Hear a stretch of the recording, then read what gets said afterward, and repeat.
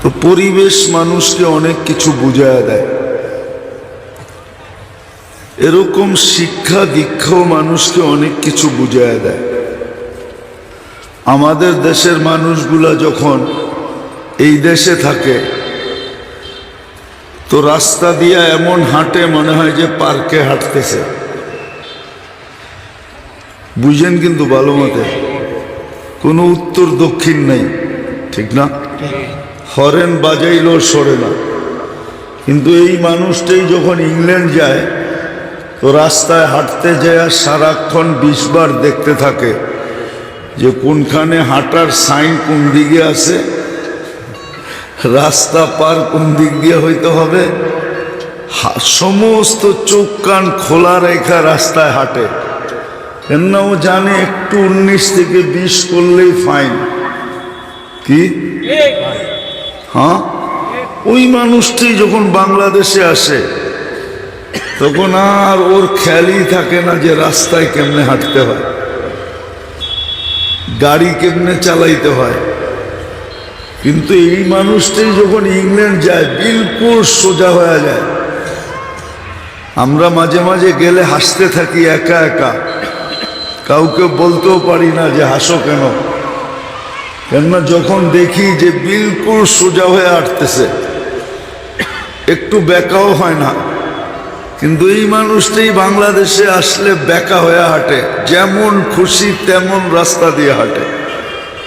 কেননা এখানে শিক্ষা দীক্ষা নাই, ওইখানে রাস্তার 100% শিক্ষা দীক্ষা প্রত্যেকের কাছে আছে। বিদায় ও রাস্তায় হাঁটতে যায়। হ্যাঁ, লন্ডনী মানুষ আছে এখানে, জিজ্ঞাসা করেন ওকে। আমরা পান খাই, যেখানে খুশি ওইখানে থুতু ফালাই, ঠিক না? কি? হ্যাঁ, ইংল্যান্ডে ফালাইতে পারবেন? ইম্পসিবল। খবর আছে আপনার, যা কামাবেন সারা মাসে এর চেয়ে বেশি জরিমানা গুনতে হবে। তো শিক্ষা দীক্ষার কারণে মানুষকে বোঝানো সহজ হয়, পরিবেশ অথবা শিক্ষা দীক্ষা। আজকে আমাদের ওই শিক্ষা দীক্ষাও নাই, পরিবেশও নাই। পরিবেশ যদি থাকতো তাহলে যাকে আল্লাহ মুসলমান হিসাবে অস্তিত্ব দিলেন, পরিবেশ এবং শিক্ষা দীক্ষা যদি থাকতো তাহলে যাকে আল্লাহ মুসলমান হিসাবে অস্তিত্ব দিলেন। আমাদের অস্তিত্ব কিন্তু মুসলমানের ঘরে, মুসলমানের। আর মুসলমান কি ইসলাম কিন্তু কোনো মামুলি জিনিস না।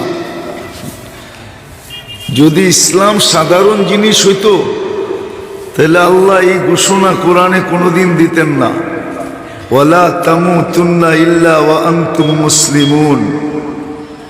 ইসলামের সীমানার ভিতরে পা রাইখা তোমাকে মরতে হবে যদি নিজেকে বাঁচাইতে চাও, অথবা আমরা তোমাকে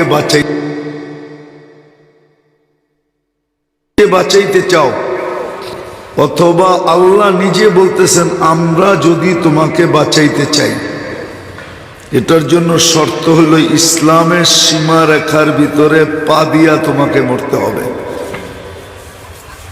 বয়স্করা বুঝবেন কি বুঝবেন না জানি না, ইয়াংরা বুঝবে।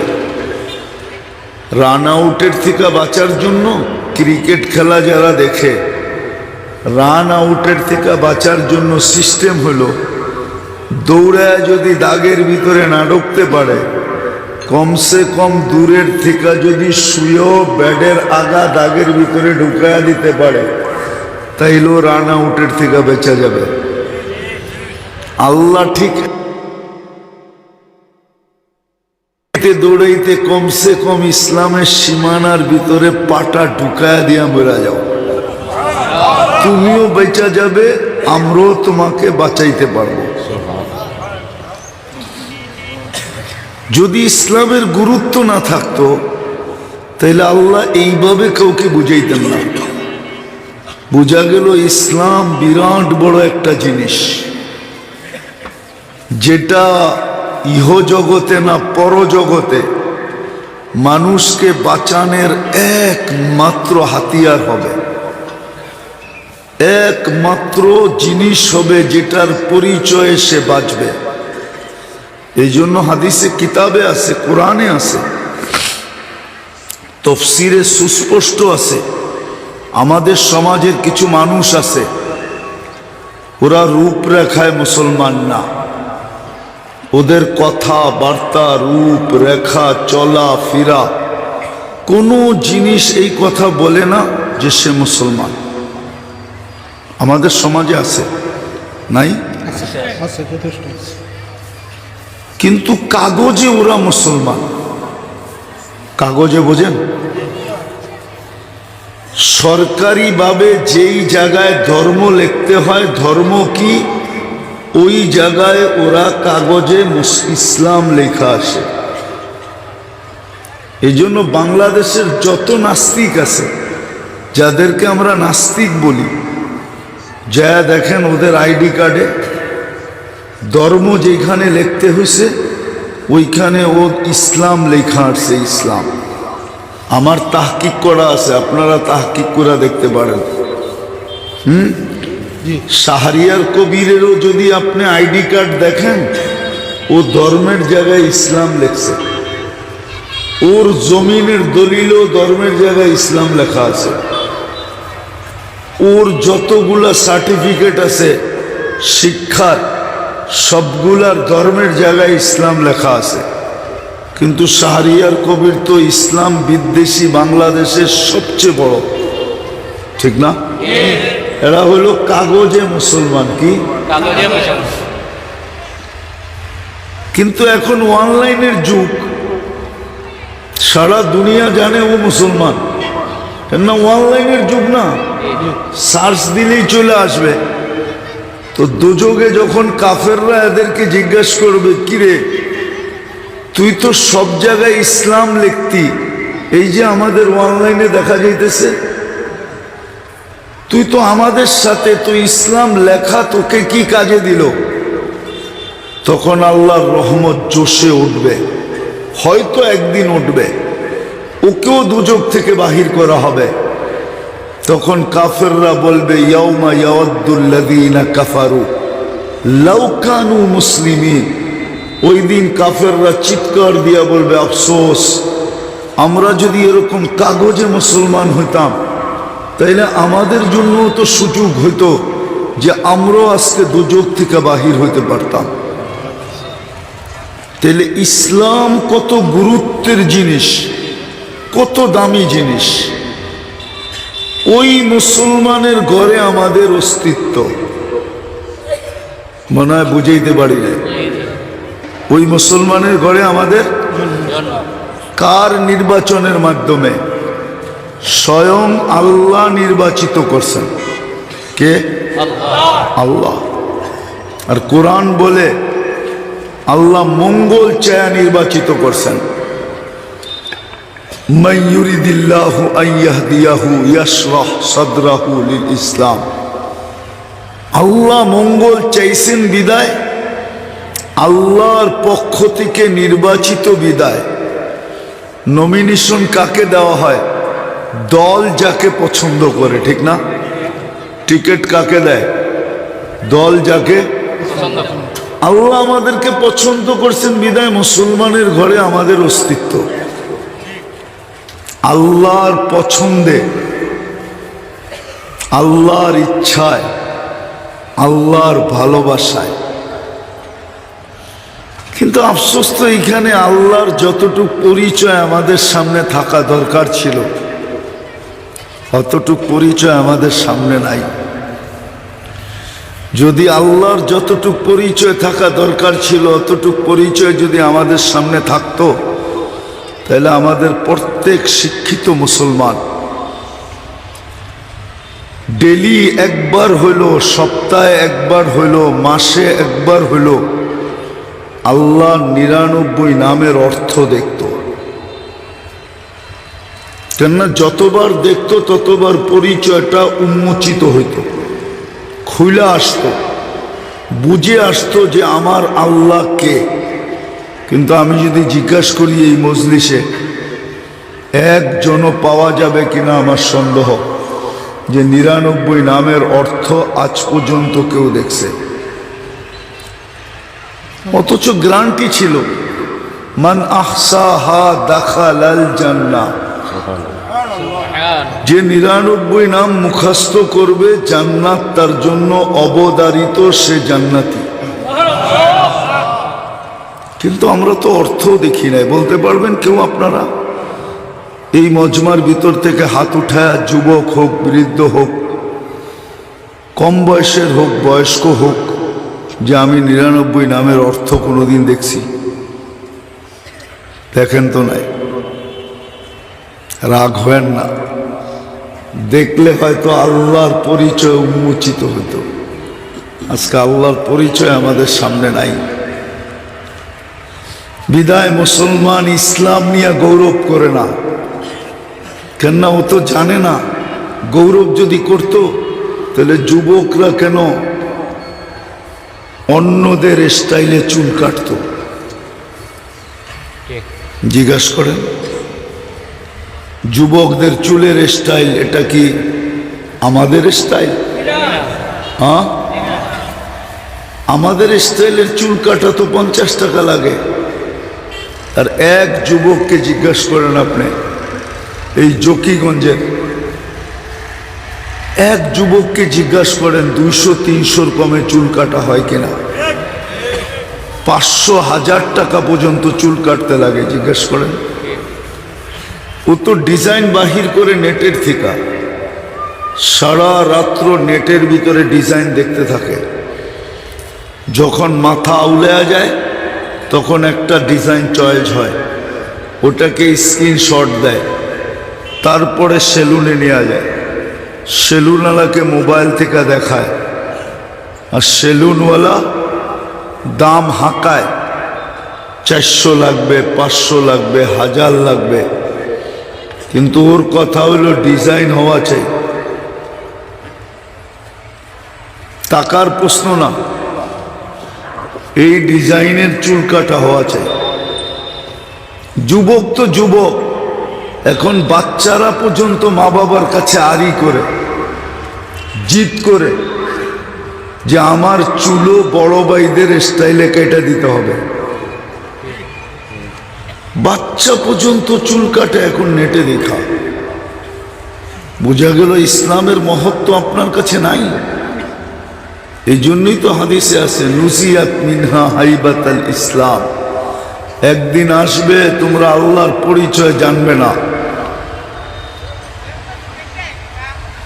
তখন তোমাদের ভিতরে ইসলামের মহত্ব থাকবে না। আজকে ইসলামের মহত্ব নাই। আল্লাহর নির্বাচনের মূল্য আমাদের কাছে নাই, যে আল্লাহ আমাকে মুসলমান হিসাবে নির্বাচিত করছেন। ওই গৌরব আমার ভিতরে নাই। আমাদের সমাজের 90% মানুষের ভিতরে নাই। ইসলামের কোনো মহব্বত নাই, মহত্ব নাই, বড়ত্ব নাই, গুরুত্ব নাই। অথচ আল্লাহ আপনাকে মুসলমান হিসেবে নির্বাচিত করছেন। আপনি কি ভাবেন আল্লাহর নির্বাচন ভুল? এটা তো হুজুররা না বলতেছে, বাকি তো না বলে না। আল্লাহর নির্বাচন ভুল। আজকে বাজান নাই বিদায় বুঝে আসে না। একটু আগেই তো আমি বললাম যে মৌসুম না, শীত এখন গরম যেমন বোঝানো যায় না, মিষ্টি যেরকম কোনো শিক্ষা দীক্ষা দিয়া বোঝানো যায় না যে মিষ্টি কি জিনিস, মুখে দেওয়া ব্যতীত। মৌসুম যেরকম আমাদেরকে বুঝায় দেয়, শিক্ষা দীক্ষা মানুষকে বুঝায় দেয়। আমাদের না শিক্ষা আছে, না দীক্ষা আছে, না পরিবেশ আছে। মৌসুম নাই, পরিবেশ নাই, বিদায় আমরা বুঝতেছি না মুসলমান হওয়াটা কত বড় সৌভাগ্যের বিষয়, কত বড় ভাগ্যের বিষয়। কালকে বুঝে আসবে, নাইলে দুনিয়া চিৎকার দিবে কেন? আর চিৎকারই কোরআনে আসবে কেন? ইয়াউমা ইয়াওয়াদ্দুল্লাযীনা কাফারু লাউ কানু মুসলিমিন। এটা সারা দুনিয়ার কাফেরের চিৎকার। আল্লাহ কোরআনে লিপিবদ্ধ করছেন। সত্য এটাই। আপনাদের সিলেটে জাদুঘর আছে কিনা আমি জানি না, আছে? যান, কখনো গেছেন? যান না? গেলে দেখবেন আদি যুগের জিনিসপত্র রাখা আছে। জমিদাররা কোন বাটিতে পানি পান করত, কিন্তু এই আধুনিক যুগের ছেলে পেলেকে যদি ওই পেয়ালা দেখান তো ও থুতু দিবে, থুতু বলবে এটাই পানি পান করত। এর চেয়ে সুন্দর সুন্দর গ্লাস তো আমাদের ঘরে রাখা আছে, বিভিন্ন ব্র্যান্ডের, ঠিক না? হ্যাঁ, থুতু দিবে না, দিবে না? ঠিক এই দুনিয়াটাও একদিন জান্নাতে জাদুঘর হিসাবে থাকবে। জান্নাতীরা এটাকে দেখবে আর থুতু দিবে আর বলবে এটার জন্য এটা হারায় ফেললো। এই পচা দুনিয়ার জন্য। দুনিয়ার আরেক নাম হইল দানিয়া, নিকৃষ্ট। আল্লাহ তো নিজেই বলছেন মশার ডানার সমান দাম না। যেই দিন থেকে তৈরি করছেন ওই দিন থেকে মা নাজারা ইলাইহি নাজরা শাফকা, আল্লাহ আজ পর্যন্ত দুনিয়ার দিকে কোনোদিন সদয় দৃষ্টি দিয়া তাকান নাই। মশার ডানার সমান দাম না জান্নাতের তুলনায়। তো এটাই জাদুঘর হিসাবে থাকবে। একদিন আসবে আমরা দেখবো আর এটাকে থুতু মারবো, থুতু।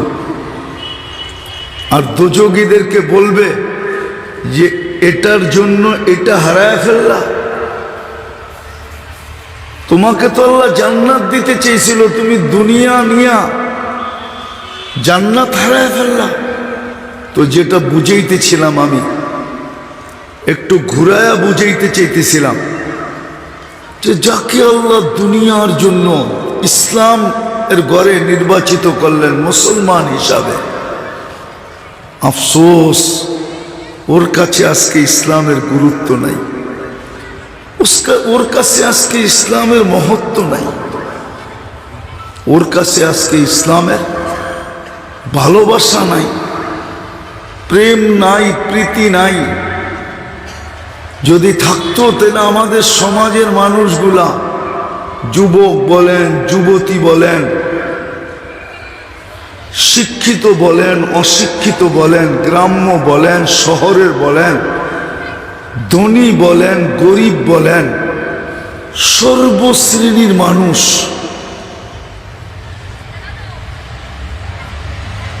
আজকে ইসলাম শিখে এরকম বিমুখ হলো কি করে? যে আরেকটা হাদিস সত্য হইল,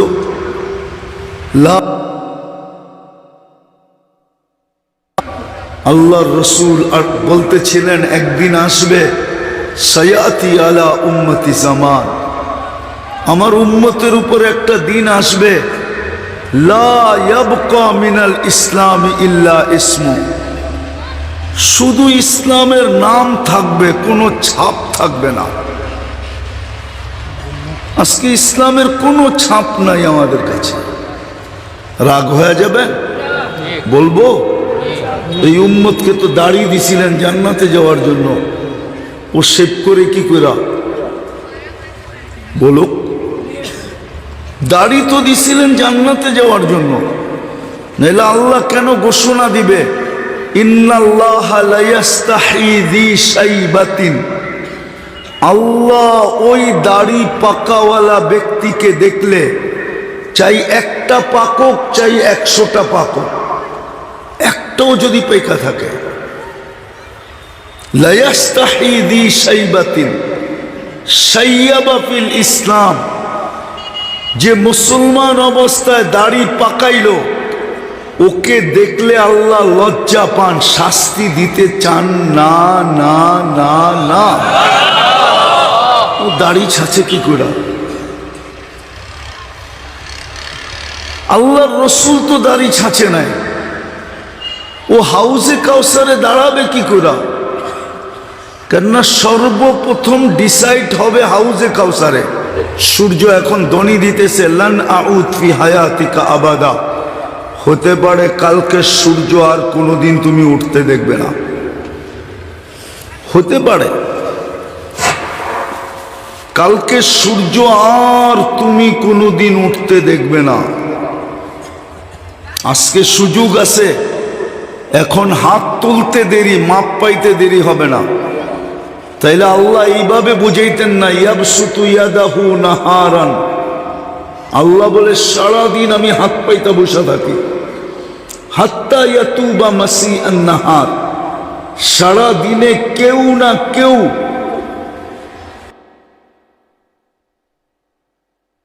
ইসলাম তো এটাই বুঝাইছেন যে আমার চেয়ে কোটি গুণ বেশি ভালোবাসা আল্লাহর উম্মতে মুহাম্মদীর সাথে। প্রমাণ, আমি একটা ভুল করলাম, কবে কখন করলাম ভুলটা, আর আমার এই ভুলের তওবা কবুল হলো কতদিন পরে? 2 থেকে 2.5 বৎসর পরে তওবা কবুল হয়েছে। এই 2 থেকে 2.5 বৎসর, 250 বৎসর আদম আলাইহিস সালাম শুধু চোখের পানি ঝরাইছেন। জিজ্ঞেস করেন সিলেটের মুহাদ্দিসদেরকে, জিজ্ঞেস করেন আমি ভুল বলতেছি কিনা, ওলামাদেরকে জিজ্ঞেস করেন। কিন্তু আদম আলাইহিস সালাম বলতেছে আল্লাহ উম্মতে মুহাম্মদীর প্রেমে ভালোবাসা সারাদিন নিজের হাত প্রসারিত করে বসে থাকবেন। হাদিস দিলাম, ইয়াবসুতু ইয়াদাহু নাহারান, সারাদিন হাত প্রসারিত করে বসে আছেন। কেউ যেন আইসা তওবা করে, কেউ যেন ওনাকে ডাকে। আচ্ছা ডাকলে কি হবে এটাও বলে দিছেন, মান নাদানি তালাক্কাইতুহু মিন বাঈদ, আমাকে ডাকতে দেরি, আমি যত দূরে থাকি না কেন হাতছানি দিয়া বুকে নিতে দেরি করি না। সারাদিন হাত প্রসারিত করে থাকেন, আবার রাতের একটা পর্ব পর্যন্ত হাত প্রসারিত করে রাখেন। ইয়াবসুতু ইয়াদাহু লাইলান হাত্তা ইয়াতুবা মাসিআন নাহার, সারা দিনের নাফরমান যেন রাত্রে তওবা করে একটা পর্ব পর্যন্ত, তারপরে আর সইতে পারেন না, নিজেই দুনিয়ার প্রথম আকাশে চলে আসেন, আর আয়েশা ডাকতে থাকেন হাল মিম মুস্তাগফির। এতক্ষণ হাত প্রসারিত করেছিলাম, কিছু আসলো তো আসলো, বাকি তো কেউ আসলো না, এবার ডাইকা দেখি আসে কিনা, ডাইকা দেখি আসে কিনা। মনে হয় হাইওয়েতে চলেন না আপনারা, হাইওয়েতে চলেন, রাত্রে চলেন কখনো না, আমাদের মতো চলেন না। হাইওয়েতে দেখবেন রাত্রে টর্চ লাইট দিয়া হোটেলওয়ালারা ডাকে গাড়িওয়ালাদেরকে, দেখছেন? আর দিনের বেলা একটা পতাকা নিয়ে ডাকে। আল্লাহ বলে হাত প্রসারিত করে তো ছিলাম, দিনে ছিলাম, রাত্রের একটা পর্ব পর্যন্ত ছিলাম, কিছু আসলো তো আসলো, বাকি তো বেশিরভাগই বন্ধুর উম্মত আসলো না, গুনার বোঝা নিয়ে তো বসে আছে। মৌত চলে আসলে দুজক তো অবধারিত হবে, কিন্তু বন্ধু যদি দুজকের কাতারে উম্মতকে দেখে তাইলে আমার ডিডো ঠিক থাকবে না। আমি তো বন্ধুকে বলছিলাম লা ইউখজি কাফি উম্মতিক, উম্মতের ব্যাপারে আপনাকে লজ্জিত করব না। যদি দুজকের কাতারে উম্মতকে দেখে তো বন্ধু তো লজ্জিত হবে। আমি তো বন্ধুকে বলছিলাম সাউফা ইউতিকা রাব্বুকা ফাতারদা, আমি বন্ধুকে রাজি করে দিব, কিন্তু যদি উম্মত দেখে দুজকের কাতারে তো বন্ধু তো আমার উপরে রাজি হবে না। কেননা বন্ধু তো বইলেই আসছে লান আরদা, আমি কখনো আপনার উপর উম্মতি ফিন নার, আমার একজন উম্মত, না না না না। এই জন্য আল্লাহ বলে আমি চলে যাই, তো প্রথম আকাশে এসে ডাকতে শুরু করে, হাল মিম মুস্তাগফির। হুজুর তো হাদিস পড়ায়, জিজ্ঞাসা করেন বুখারীতে আছে না নাই? বুখারী শরীফে আছে, হাল মিম মুস্তাগফির ফাগফির আলা। ডাকতে চলে আসে, আয়ে, হাত উঠাইতে দেরি, মাফ করতে দেরি করব না। কতগুলা গুনাহ মাফ করবেন, কোন সীমা রেখা? তাও তো আরেক হাদিসে বইলা দিছেন, ওয়ালাউ বালাগাত যুনুবুকা ইনানাস সামা। তোর গুনাহ যদি সৌরজগৎ ধরার পরেও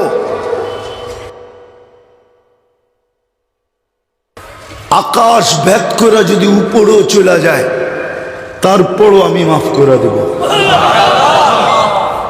কিন্তু বলেন এখানে কোন যুবক আর বৃদ্ধ, কোন বয়স্ক আর কম বয়স্ক আছে? একজন আছে কিনা যে ঘুমের সময় হাত দুটা উঠায়া এই কথা বইলা তওবা করে যে আল্লাহ, যদি সকালে আর ঘুমের থেকে না উঠলাম, এই জন্য আমি তওবা করলাম? কেউ আছে যে আমরা এই কথাটা বইলা ঘুমাই? এক দুজন হবে, কিন্তু অভ্যাস তো সবার নাই। অথচ শিখায় তো দিছিলেন, আস্তাগফিরুল্লাহ আল্লাযী লা ইলাহা ইল্লা হুয়াল হাইয়ুল কাইয়্যুম ওয়া আতুবু ইলাইহি। এটা যে 3 বার পড়বে ঘুমানোর সময়, ওর গুনাহ যদি গাছের পাতা সমান হয়, সমুদ্রের ফেনা পরিমাণ হয়, বালুর কণা পরিমাণ হয়, তাইলেও মাপ। নবী তো শিখায় দিছিলেন, কিন্তু আসল তো ইসলামের গুরুত্বই নাই, মহত্বই নাই। কে নির্বাচিত করলো এটাও মনে নাই, ওনাকেও চিনি না। আর চিনবো তো চিনবো কোত্থেকা? 99 নামের অর্থ তো কোনোদিন দেখি নাই। দেখলে না আল্লাহর পরিচয় প্রস্ফুটিত হইতো যে আমাদের আল্লাহ শুধু 4 হরফের আল্লাহ, আলিফ লাম লাম হা, এই 4টা অক্ষরের আল্লাহ না? ওনার পরিচয় কি?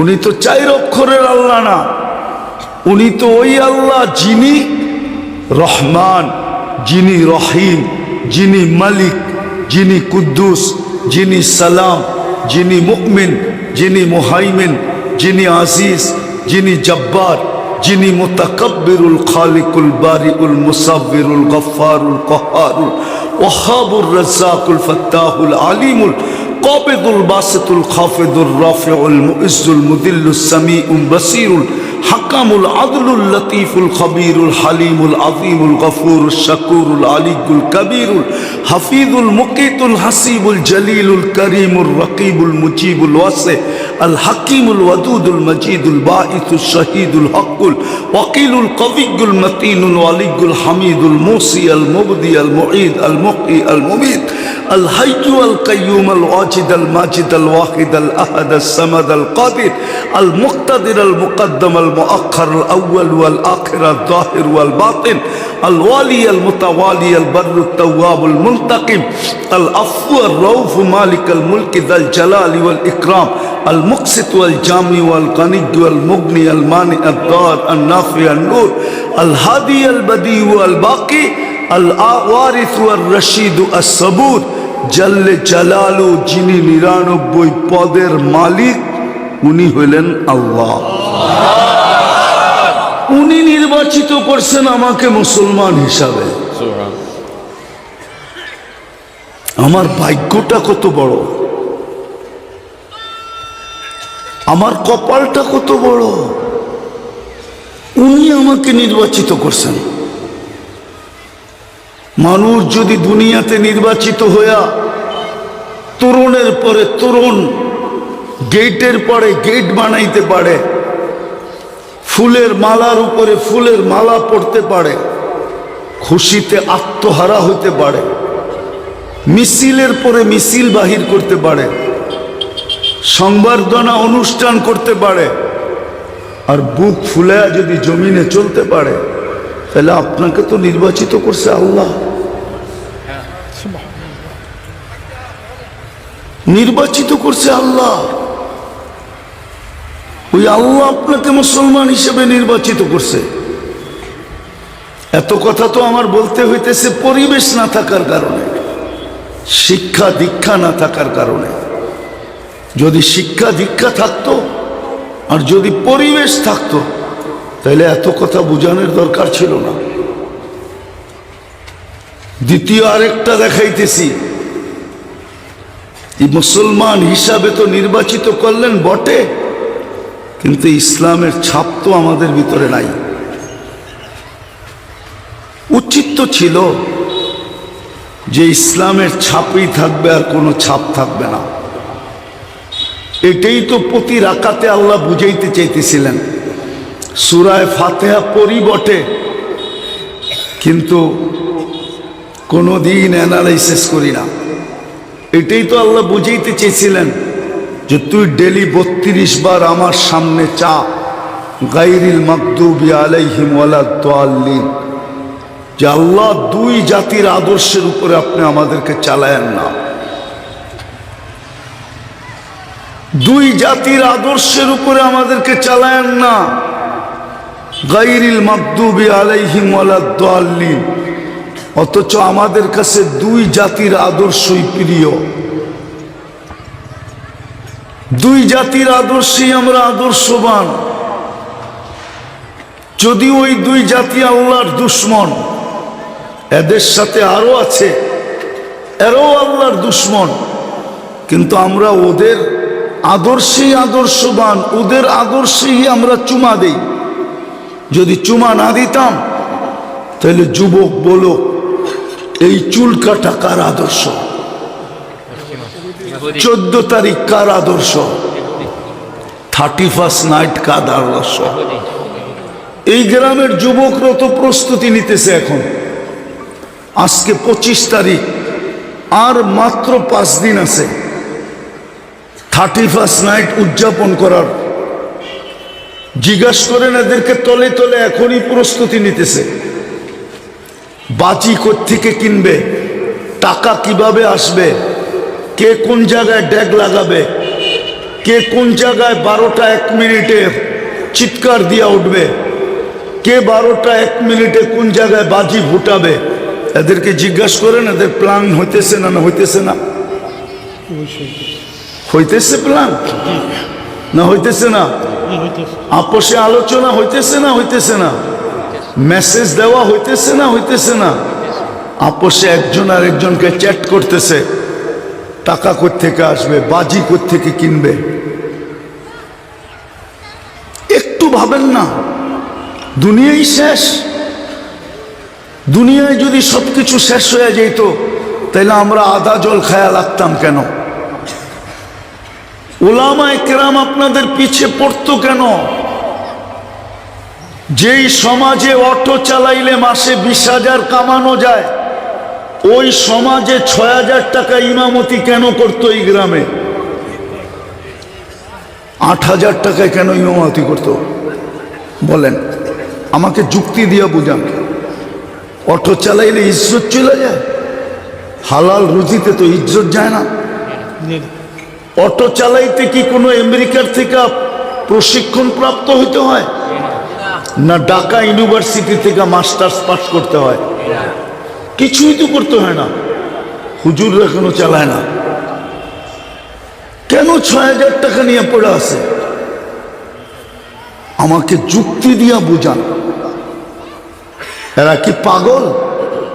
মাদ্রাসায় কেন 10,000 টাকা বেতন নিয়ে পড়ে আছে? ওপেন দুনিয়া। ও কেন বিদেশে যায় না? প্রবাসে যায় কেন কামায় না? অন্য কোনো রাস্তা কেন অবলম্বন করে না?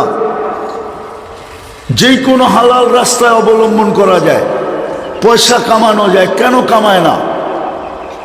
কেন পড়ে আছে আপনাদের গ্রামের মসজিদে? কেন শুনে কমিটির কথা? কমিটি তো ৬,০০০ টাকা বেতন দেয়, ৬ লাখ টাকার কথা শোনায়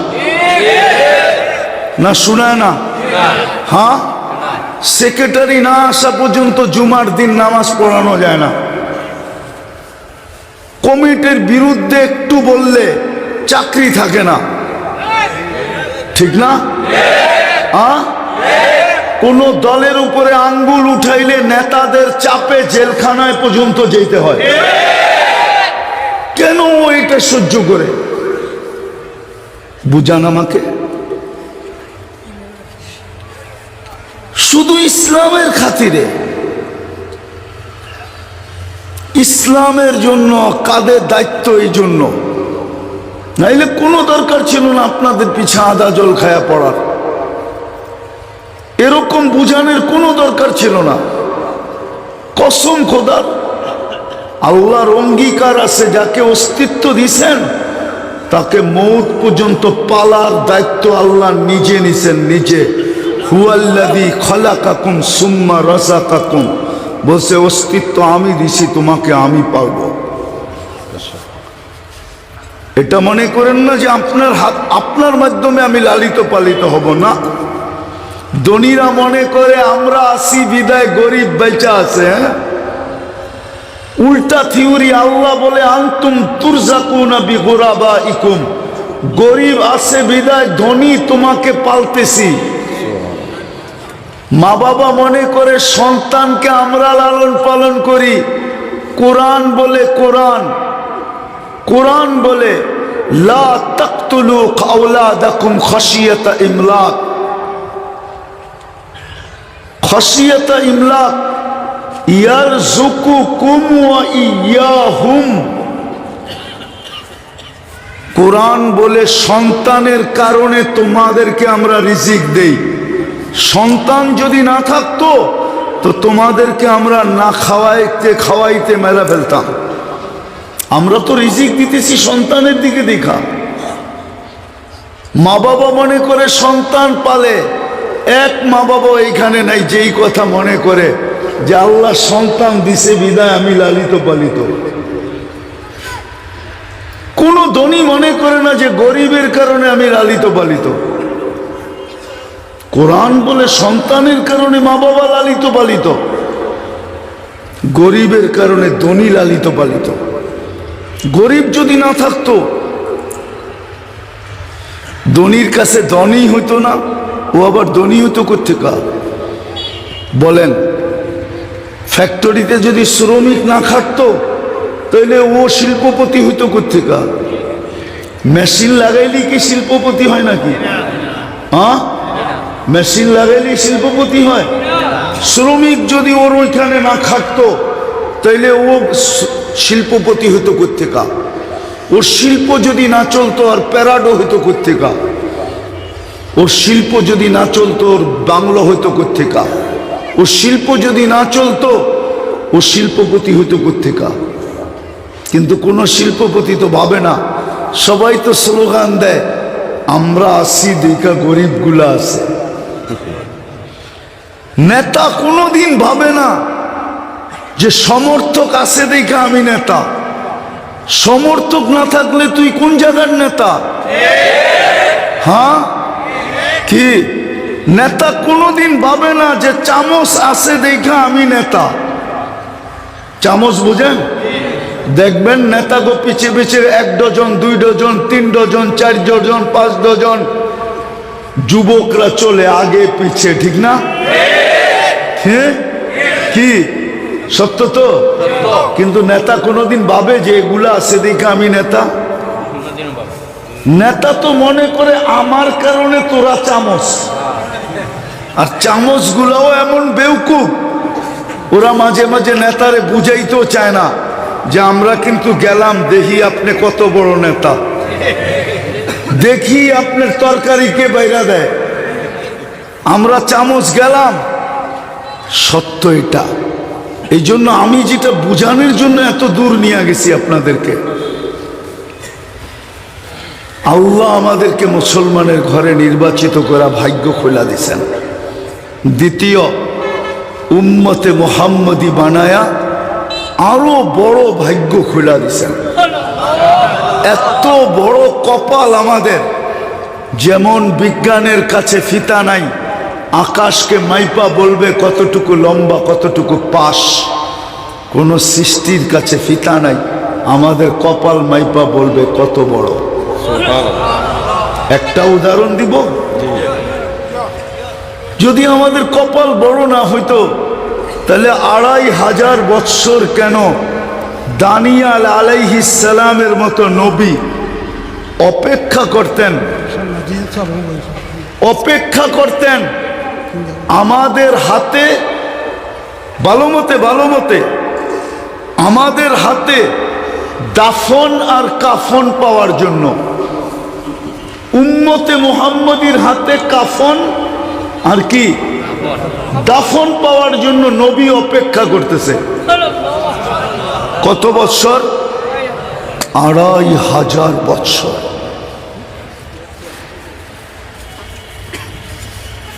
আপনার কত বড় ভাগ্য যে নবী অপেক্ষা করতেছে। কত বড় ভাগ্য। এক রাত্র দৌড়ায় যদি 80 বৎসরও দৌড়তে পারি, 80 বৎসর দৌড়ানে পরে যদি একটা রাত্র ধরতে পারি, এদিকে একটা রাত্র যদি 80 বৎসর দৌড়ায় ধরতে পারি, 80 বৎসর দৌড়ায় যদি ধরতে পারি একটা রাত্র, কয়টা রাত্র? কয়টা? শুধু একটা রাত্র। আর আল্লাহ যদি জিজ্ঞাসা করলো তুই কতদিন ছিলি, 80 বৎসর ছিলাম। আল্লাহ যদি বলে হিসাব দে, তো বুক ফুলায় বলতে পারবে এক রাত্রের হিসাব দিয়া নেই, বাকিটা পরে দিব। আল্লাহ যদি বলে এক রাত্রের হিসাব মানি, তো বুক ফুলায় বলতে পারবে এক রাত্রই তো 83 বৎসর ছিল, আমি তো 80 বৎসর দুনিয়াতে ছিলাম। কত বৎসর? আমার 80 থেকে 80 বাদ দিয়া দেন, তারপর তো আমি 3 বৎসর 4 মাসের পাওনা। এক রাত্র 83 বৎসর 4 মাস লাইলাতুল কদর। আপনার ভাগ্য যদি বড় না হইতো তাহলে এটা পাইলেন কি করে? ওই নবীর উম্মত। কিন্তু আফসোস তো এইখানে, শতকরা 90% মানুষের কাছে ওই নবীর আদর্শ নাই, আদর্শের কোনো দামও নাই। আদর্শ নাই আর আদর্শের দামও নাই। যদি দাম থাকতো তাহলে আমাদের ঘরে টেবিলে খাওয়া দাওয়া কি করে হতো? আমাদের একটু পয়সাওয়ালা হইলেই তো ঘরে খাওয়া দাওয়া টেবিলে হয়, ঠিক না? না টেবিলে হয় না? কি টেবিল জানি বলে এটার নাম? ডাইনিং টেবিলে হয়, ঠিক না? হ্যাঁ, কি করে আপনার খাওয়া দাওয়া ডাইনিং টেবিলে হয়? নবীর আদর্শ যদি থাকতো, নবীর আদর্শ যদি থাকতো তাহলে আবারও ঘোরাফেরা বলতেছি, যুবকরা এই সাজে কেন সাজতো, মা বোনরা এই সাজে কেন সাজতো? যাকে আল্লাহ উম্মতে মুহাম্মদী বানাইলেন নিজে কুদরতি হাতে বাছাই করা। বাছাই বোঝেন? না, শুধু পছন্দ না, পছন্দ করলো আবার খুঁজা খুঁজা খুঁজা খুঁজা খুঁজা সারা বাজার ঘুরা বাহির করলো। আপনাকে তো সমস্ত মানব জাতির ভিতর থেকে লক্ষ কোটি মানুষকে হাতে উঠাইয়া দেখা আল্লাহর পছন্দ হয় না, রেখা দিছেন। আপনি যখন আসছেন কুদরতি হাতে, তো বলছে তোকে উম্মতে মুহাম্মদী বানাইলাম, কেননা তুই আমার চোখে লাগছিস। আপনি বলবেন আমার তো রঙও নাই ডঙও নাই, তাহলে আরেকটা উর্দু প্রবাদ বাক্য শোনাই, দিল লাগি দেওয়ার সে পরি কিয়া চিজ হ্যায়। আপনার সাথে আপনি আল্লাহর চোখে পড়া গেছেন। রং থাকুক আর না থাকুক, ডং থাকুক আর না থাকুক, বংশ থাকুক আর না থাকুক, চোখে লেগা গেছেন বিদায় উম্মতে মুহাম্মদী হয়েছেন, নাইলে হইতে পারতেন না। কোরআন এটাই বলে হুয়াজতাবাকুম। আজকে ওই উম্মতের ভিতরে আদর্শ নাই। কথাকে গুছায় নিতেছি, এই জন্যই আমার যোগ বিয়োগে মিলে না। জানি না ওলামাদের মিলে কি মিলে না, কিন্তু আমি আজ পর্যন্ত মিলাইতে পারি না। আমি এই যোগ বিয়োগ নিয়ে খুব ভাবি সারাদিন, যোগ বিয়োগ নিয়ে ভাবি যে আফগানিস্তান মাটিতে মিশা গেল, এটা তো যোগ বিয়োগে মিলে, কিন্তু ইরাক মিশল কি করে? ওইখানে তো কয়েকজন নবীর কবর আছে, ওইখানে তো শেরে খোদা আলী আছে, ওইখানে তো কলিজার টুকরা হোসাইন আছে, ওইখানে তো পীরানে পীর আব্দুল কাদের জিলানি আছে, ওইখানে তো চার মজহাবের ইমাম, আমাদেরও ইমাম আবু হানিফা আছে, ওইখানে তো হাজারের উপরে সাহাবায়ে কেরাম শুয়ে আছে। ওটা মাটির সাথে মিশে কি করে? ওটা মিশে কি করে? যার মাটির ভিতরে এলেমের গ্রাণ আছে। হুজুর বলো, ফার্সিতে লেখা আছে না নাই? যেটা এলেমের মার্কাত ছিল, ওটা মাটির সাথে মিশে কি করে? চলেন ওটা বাদ দিলাম, ফিলিস্তিন মিশে কি করে?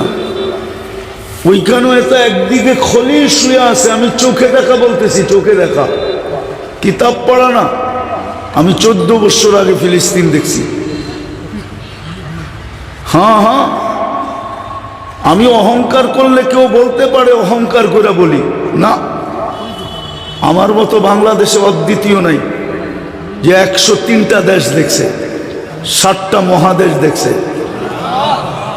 বৎসরে 2-4 বার এরকম হয় আমি 3 মহাদেশে 3 বেলা খাই। এটা আল্লাহর মেহেরবানি। 2 বেলা তো খাই, এইবারও খাইছি। হ্যাঁ, যেদিন আপনাদের দেশ স্বাধীন হয় ওই দিন 4 তারিখে রাত্রে আমি খায়া ইংল্যান্ডের থেকে কানাডায় গেছি। সকালে যখন নামছি নাস্তা কানাডায় করছি, রাত্রে ইংল্যান্ডে খাইছি। ওটা ইউরোপ, ওটা আমেরিকা, 2 মহাদেশ। আবার কানাডার থেকে আবার যখন ইংল্যান্ডে আসছি, রাত্রে ইংল্যান্ডে খাইছি, সকালের নাস্তা ইংল্যান্ডে এসা কানাডায় খাইছি, সকালের নাস্তা ইংল্যান্ডে খাইছি। আমি চোখে দেখা বলতেছি ফিলিস্তিন কিভাবে মাটির সাথে মিশে। ইব্রাহিম খলিল তো ঘুমাইতেছে, উনি তো কবরে জীবিত। আমি তো ভাবতেছি 1 বছর ঘুমায় না, বোমের আওয়াজে ঘুমায় কি করে? গুলির আওয়াজে ঘুমায় কি করে? উনি তো কবরে জীবিত, শরীর তো মাটির উপরে খাওয়া হারাম। একদিকে তো খলিলুল্লাহ, আরেকদিকে তো কালিমুল্লাহ। কসিবে আহমার তো হলো ফিলিস্তিনে, 2 জনের কবরের বেশি দূরত্ব তো নাই। মধ্যখানে 70 জন নবীর কবর চিহ্নিত। ফিলিস্তিনের 70 জন নবীর কবর, 70 জন নবীর কবর চিহ্নিত। মুসলমানের প্রথম কেবলা বাইতুল মুকাদ্দাস। মেরাজের রাত্রে সশরীরে 1.25 লক্ষ নবী, 313 জন রসুল সম্মেলনে যোগ দিছিলেন মেরাজের রাত্রে বাইতুল মুকাদ্দাসে। 1.25 লক্ষ নবী তো পাড়ায় গেলেন। আপনারা না বলেন আমার বাড়ির সামনে দিয়ে তো যাইতা, আমার বাড়িটা একটু পাড়ায় গেলে বরকত হইতো, একটু আমার বাড়িটা পাড়ায় গেলে। আপনারাই তো বলেন 1.25 লক্ষ নবী তো পাড়াইলো। মেরাজের রাত্রে সম্মেলন হইল, মুহাম্মদুর রাসূলুল্লাহ ইমামতি করলেন, তারপরে বয়ান করলেন, সবার কাছ থেকে বিদায় নিলেন, তারপরে আরশে গেলেন। ওইখানে বোম ফাটে কি করে? আমাকে যোগ বিয়োগ দিয়ে মিলায় দেন। তাইলে কি আল্লাহ আমাদেরকে ছেড়া দিছে? তাইলে কি ওই স্লোগানই সত্য? ওয়াদ্দাআহুম রাব্বুহুম, যেরকম মক্কার কাফেররা বলতো সূরা ওয়াদ-দুহা নাযিল হওয়ার পূর্বে ওয়াদ্দাআহু রাব্বুহু, মুহাম্মদ সাল্লাল্লাহু আলাইহি ওয়াসাল্লামের রব মুহাম্মদকে ছেড়া দিছে, নাইলে ওহী আসে না কেন? প্রতিশ্রুতি তো দিল আজ থেকে 15 দিন আগে, আজ পর্যন্ত মুখ খোলে না কেন? চেহারা মলিন কেন? ওহী আসে না কেন? তারপরে না ওয়াদ-দুহা আসছে, আর ওই শব্দই আল্লাহ ব্যবহার করছে যেই শব্দ কাফেররা ব্যবহার করছে। আল্লাহ বলছে ওয়াদ-দুহা ওয়াল-লাইলি ইযা সাজা মা ওয়াদ্দাআকা রাব্বুকা ওয়া মা ক্বালা। আপনার রব আপনাকে ছাড়েও নাই, আপনার রব আপনার উপরে নারাজও হন নাই। বন্ধু, যদি নারাজি হইতাম তাহলে আপনার চেহারার কসম খাই কেন? ওয়াদ-দুহা আপনার চেহারার কসম, ওয়াল-লাইলি ইযা সাজা আপনার চুলের কসম। যদি ছেড়েই দিতাম তাহলে আপনার চুলের কসম খাই কি করে? আজকে কি ওই স্লোগান সত্য যে আল্লাহ আমাদেরকে ছেড়ে দিছেন? আমি তো বলবো সত্য। নাইলে আফগানিস্তান মিটলো, মাটিতে মিশলো কি করে? নাইলে ইরাক মিশলো কি করে? নাইলে ফিলিস্তিন মিশতেছে কি করে? নাইলে লিবিয়া মিশলো কি করে? নাইলে লেবানন মিশতেছে কি করে? নাইলে সিরিয়া মিশতেছে কি করে? এই কয়টা তো দিয়ারুল আম্বিয়া, নবীদের দেশ, কি করে মাটিতে মিশতেছে? আমাদের বুজুর্গরা দোয়া করতেছে, কবুল তো হয় না। নাইলে 2 বছর 2 মাস কি করে হইল? 1 বছর 2 মাস কি করে যুদ্ধ লম্বা হইল? আমাদের বুজুর্গরা তো দোয়া করতেছে, কবুল হয় না। বোঝা গেল আল্লাহ ছেড়া দিছেন। আমি শেষ জায়গায় চলে আসছি, ছাড়বে না তো ছাড়বে না কেন? নিজে নির্বাচিত করে মুসলমান বানাইলেন, কোনো ছাপ নাই। নিজে বাছাই করে উম্মত বানাইলেন, কোনো আদর্শ নাই। নবীর সুন্নত আমাদের ঘরে যতটুকু ঘৃণিত, যতটুকু দীক্ষিত, যতটুকু অবহেলিত, যতটুকু লাঞ্ছিত, যতটুকু বঞ্চিত,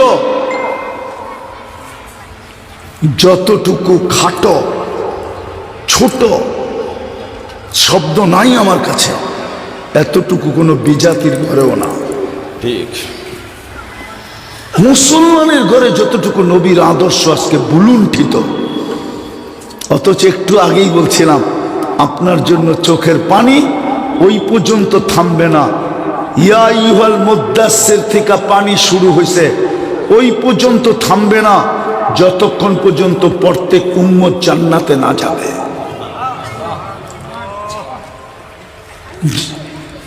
জান্নাতে না যাবে অতক্ষণ পর্যন্ত থামবে না। এই জন্য ভাবেন কালকে এই চেহারাটা কি করে দেখাবেন। বাবু যুবক কি করে হাউজে কাউসারে দাঁড়াবে, কি করে সুপারিশের হাত বাড়াবে? দুনিয়ার পরিচয় যদি চলতো, একটা বইলেই শেষ করতেছি, তাইলে আবু তালেবের কবর আমাকে 100বার কাঁদাইতো না। আমি চিনি আবু তালেব জন্ম নিছে কোন জায়গায়, গড়টা ছিল কোথায়, মারা গেছে কোথায়, এখন কবরটা কার পাশে। খাদিজাতুল কুবরা রাদিয়াল্লাহু তাআলা আনহার পাশের কবরটা আবু তালেবের, যেটাকে ওলামারা জান্নাতুল মুআল্লা বলে। ওই কবর দেখলে আমার চোখে পানি আসে যে হায়, দুজাহানের বাদশার জন্য যিনি এত কিছু করলেন, ওই পরিচয় তার চলল না, তাহলে আমারটা চলবে কোত্থেকে? আমার কি দশা হবে? একটু ভাবেন। বিদায় দিন আল্লাহ আমাদেরকে এই জন্যই দিছিলেন, ইসলাম আমাদেরকে এই জন্যই দিছিলেন, উম্মত আমাদেরকে এই জন্যই বানাইছিলেন, যেন আমরা লাভবান হই আর দুনিয়াটাও যেন টিকা থাকে। আজকে এইটা বুঝানোই মুশকিল হইতেছে যে দিন থাকলে দুনিয়া থাকবে, দুনিয়া থাকলে আমরা থাকব, দিন থাকবে না দুনিয়া থাকবে না, দুনিয়া থাকবে না আমরাও থাকব না। কিন্তু দিন থাকবে কিসের মাধ্যমে? দিনদারির মাধ্যমে। এই জন্যই উলামায়ে কেরাম অজয় পাড়াগায় যায়ও নিজেদের ঠিকানা গাড়ে, নাইলে অজয় পাড়াগায় ওলামা যাইতেন না। এই ওপেন যুগে যাইতেন না, ওপেন যুগে, যেই যুগে সব কাজ করা যায়, এই ওপেন যুগে যাইতেন না। হয়তো আদি যুগে যাইতেন, হয়তো আদি যুগে যেই সময় যোগাযোগ ব্যবস্থা ছিল না, দুনিয়ার ওপেন ছিল না। আজকে যেরকম কর্মস্থল আর দুনিয়া ওপেন, এই যুগে ওলামা অজয় পাড়াগায় গ্রামে থাকতেন না, আপনাদের মসজিদের ইমাম হইতেন না, আপনাদের এখানে মাদ্রাসা খুলতেন না, মক্তব বানাইতেন না, হেফজখানা বানাইতেন না। এরা ওই প্রবাদ বাক্য মাইনা শহরে চলে যেতেন, যদিও আসে কহর না ছাড়িও শহর। দুর্ভিক্ষ যতই হোক শহর ছেড়ো না, ওরা আপনাদের গ্রামে আসতেন না, শুধু আসছেন ওই যে দিনদারিকে টিকায় রাখার জন্য। এই জন্য আমাদের উচিত তওবা করে অতি তাড়াতাড়ি ফিরে আসা। কার মৌত কখন আসবে কেউ জানি না। পারবেন তওবা করে ফিরে আসতে? কে কে পারবেন দেখি? পাক্কা? আল্লাহ কবুল করুক। আজকের থেকে তওবায় অভ্যস্ত হন, 2 বেলা তওবা করেন, মসজিদগুলাকে ভোলা দেন, এই মাদ্রাসাগুলোর খবর রাখেন, আলেম ওলামার খবর রাখেন, আলেম ওলামার খবর রাখেন। এই জন্যই তো টিকা আছে, নাইলে টিকা থাকতো না। কিন্তু আমরা আবার এতটুকুই হয়ে গেছি যে আমাদেরটি এখন বিলীন হয়ে যেতেছে, ওদেরগুলা চাঙ্গা হইতেছে, বিজাতির মিশন চাঙ্গা হইতেছে, আমাদেরগুলা বিলীন হয়ে যাইতেছে। মুসল্লি মনে করে কমিটি বেতন দেয়, আমরা দিমু কেন? আপনার হুকুম ছিল আপনি ইমামকে হাদিয়া দেন, হাদিয়া তো দেন না। ঠিক আমাদের দায়িত্ব ছিল এই মাদ্রাসাগুলোকে ধরে রাখো, নাইলে এগুলা মিটা গেলে। ইমাম বুখারীর দরজগা এখনো আছে, আমি চোখে দেখা আসছি, 50,000 ছাত্র বসতে পারে। এগুলো একদিন মিটা যাবে, আমাদেরও দিন হারায় যাবে।